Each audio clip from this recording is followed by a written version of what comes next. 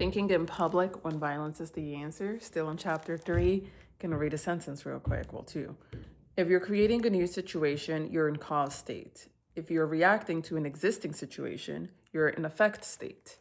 So he uses this point to support and stand by the first strike rule. Like once you recognize you're in a dangerous situation where someone's trying to do harm onto you, you don't wait for the first hit. You hit first would be an example.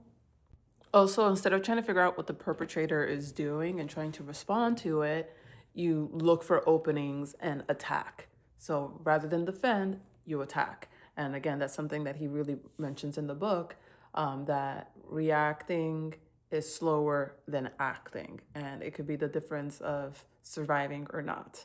But me still in my tender heart, soft girl moment right now, I'm tying this into relationships of like if there's a dynamic that's not really working for you, rather than responding to what the person is doing, like trying to figure out where the other person is at, and then choosing how you're going to engage based off of that. That can be very consuming and it can drain energy.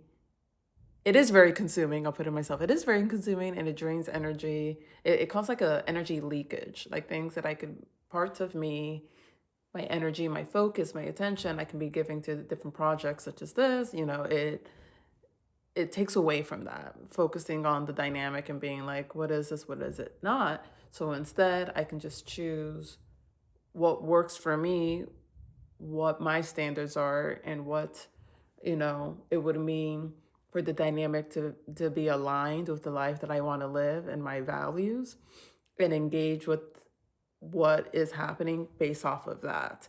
And I believe that will help me with my meaning making, like putting interpretations and like, what does this mean? What was the intention behind that? Like understanding the intentions and motivations only do so much because they don't change the outcome. They don't change the impact on me. And just accepting that, especially, it just makes it clear. I get that it's when violence is the answer, but the concepts that are coming up in this book aren't just about surviving violence, even though like that, I mean, that's the main intention of the book, but I think it applies to just living more deliberately, or I'm taking it away like that. It's benefiting me in that way.